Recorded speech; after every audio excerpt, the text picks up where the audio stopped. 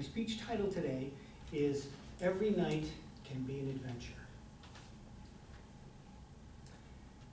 Here I was, all snuggled up in bed. I sleep on my side. I'm right in that zone. I'm just about to fall asleep. And boom! I get hit in the face with a balled up pair of dirty socks. Or maybe it might have been a sneaker, or a pillow, or something else. This was a normal occurrence for me when I was a kid, because I have 5 brothers, and I always had 2 or 3 brothers sleeping in a room with me. And oftentimes, something would happen. Somebody would throw something, get hit, then we have a pillow fight, we have a ball, a sock fight. We never knew what was going to happen, but we were always in trouble. I can constantly remember my mom saying, "Settle down there," because our bedroom was downstairs. So it was always an adventure. And my brother Scott was usually the instigator of the trouble. There's all sorts of things. My brother Andy used to talk in his sleep, and we would hear him, he'd be mumbling, and we'd be like, we could go over and actually start conversations with him. Andy, what are you doing, Andy? And he would tell us, all sorts of different things about what he was doing, and the next day he would never know. He'd never know that we had this conversation. So as a kid, it was always fun, and most of the time we were getting into trouble. And as I grew, the first time I had a roommate outside of my family was when I went to Florida. And my roommate and I were always doing practical jokes on each other. And more often than not, the last line that we said before we went to go to bed was, "Go ahead, go to sleep. I won't do anything." And then we're thinking, oh no, I'm serious this time. And either I would say it or Daryl would say it. But when it really gets interesting is when you get married. Because now you're not just sharing a room, you're sharing the same mattress, right? And when you get into bed with somebody and you try to sleep, sometimes, just rolling over shakes the bed and you wake up. Or somebody snores. Or maybe, my wife has cold feet and cold hands almost every day. And when we get into bed, I'll be all curled up and all of a sudden I get the cold hands on my back. Oh, I'm just warming up with a cold feet. Sometimes, I'll wake up in the middle of the night, I'll have all the blankets, or maybe I won't have any blankets. Of course, children come along, and we have 3 kids, but when they're little, every now and then you hear the, "Mom, Dad, I had a bad dream, can I come in with you?"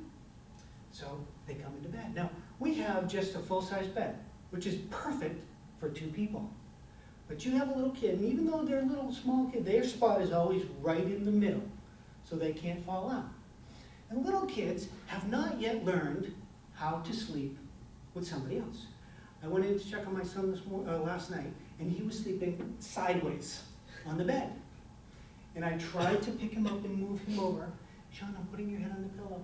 But he just fell back to sleep on it. Okay, I covered him up, and that was good enough. Well, he does that when he comes into our bed. He'll sleep sideways. I can't tell you how many times I get one of these, rolls over and hits me. I get it in the face or in the chest or in the belly, or I get kicked. And then sometimes we have 3 kids. Sometimes we might have 2 in bed with us. And I get pushed over and over.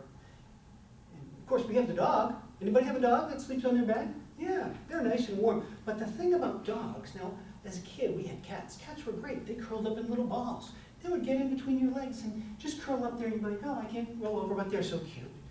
But dogs, no, dogs like to get on the bed and lay stretched out. They're like, "I'm on the bed." So here I am on one side of the bed.